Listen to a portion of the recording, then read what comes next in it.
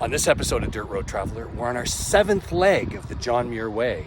We are traveling from South Queensferry to Edinburgh.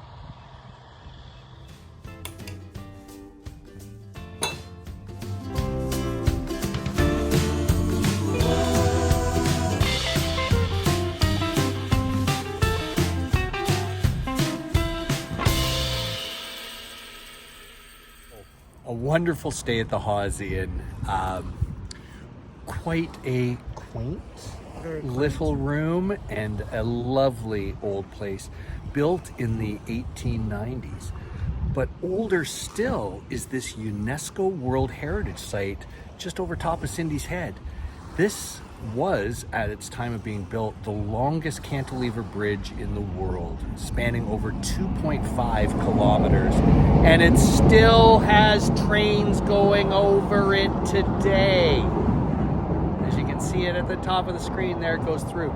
So yeah, World Heritage Site with UNESCO, so that's very, very cool. Okay, so we're off now to Edinburgh on the 7th leg of our John Muir Way experience. So come on, let's go. And one last view of the three bridges as we head out of town. Should be about 25 kilometers again today. And less than a kilometer into our walk, we're at the Dalmeny estate and we're walking through. Let's see if we see the actual estate. And we found ourselves a nice, smooth beach to mark ourselves a little beach tagging, as they say. Scotland 2024. Alrighty, so we finished our little beach tag and got a beautiful view here out the Firth of Forth, or Forth or Firth, or Firth second, third, or fourth. I'm not quite sure how to pronounce it all, but it's pretty beautiful here in the early morning hours. We're just approaching 9 a.m. local time here. Well, just beyond 4 kilometers is Barnbougle Castle.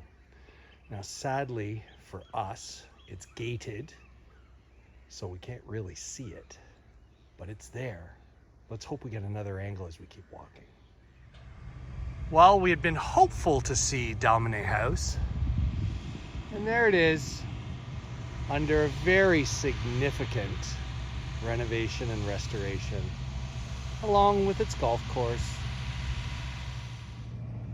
I'm not a newbie to the sport of golf, but I don't understand what that means. It's a tee block right beside a hole. Just beyond 5 kilometers in, we passed this little footbridge after walking alongside that golf course that nobody seems to be playing. At this time of day, we were either on the back 9 or it's a very private golf course. And at about 6 kilometers into the walk, after passing the golf course and being through the trees for a while, there is Barnbougle Castle. I'm zoomed at 9 times, so we are at a distance, but what an impressive structure. And just before we reach the Almond River, we come across this,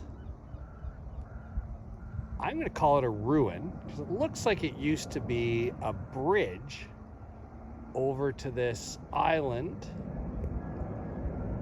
Very proud Scottish flag painted.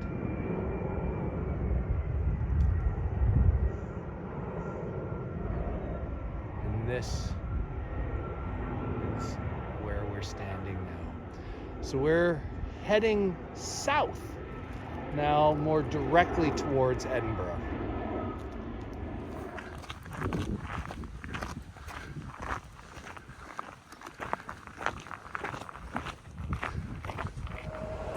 Alrighty, so we're fast approaching the airport. Almost as fast approaching as him.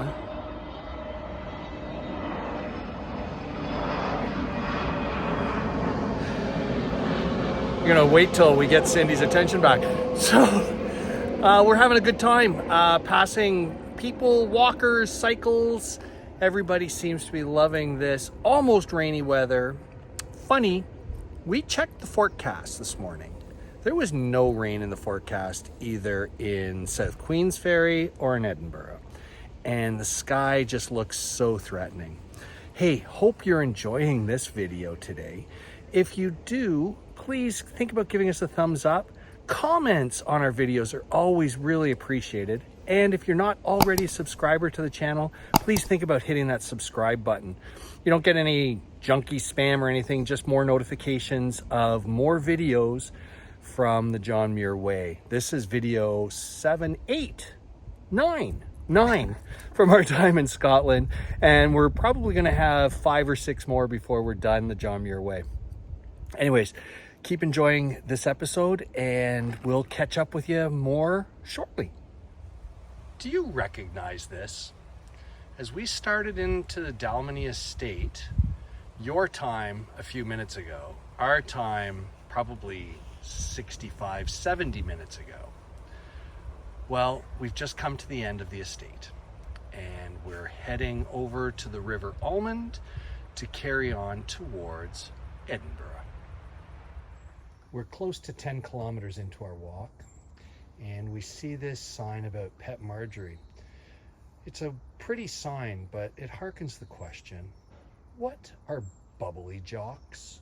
We are 14 kilometers into our day and I'm seeing my first foxglove of the day while we are in the Corstorphine Hill walled garden.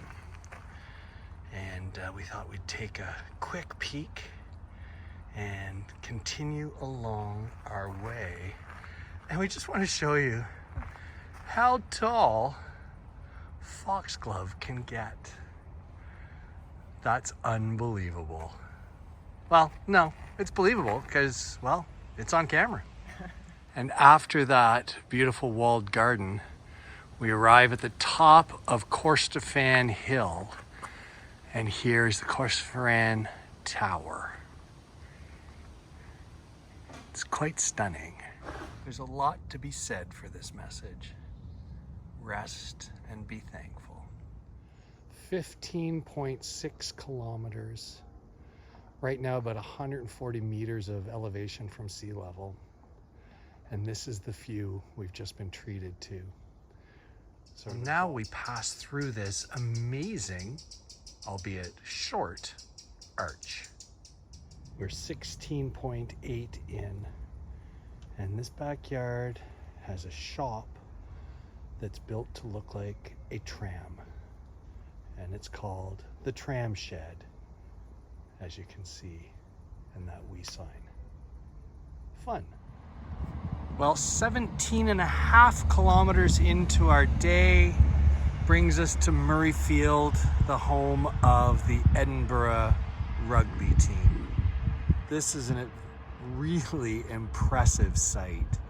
A number of practice pitches and then the stadium. A very impressive skate park. And look, most of the people are actually using scooters, which is kind of cool. One singular poppy, just reminding us we should always remember. As we head towards our B&B for the night, we're walking along the water of the Leith. And suddenly, as a freight train passes us on our left, we're back on the Union Canal. This is the Union Canal number 3 bridge, and it is just so cutely decorated. As we get into some sort of boating club area. Oh, how fun is this? And this is it. Union Canal Bridge number 1. As the Union Canal actually comes to its conclusion just about a half a kilometer or so ahead of us. I like when graffiti is more mural-ish. That's it. It's time for a beer. After a lot of kilometers and literally 5 hours and seconds of walking, we're calling it a day. And we're at the fountain here in Edinburgh. Cheers.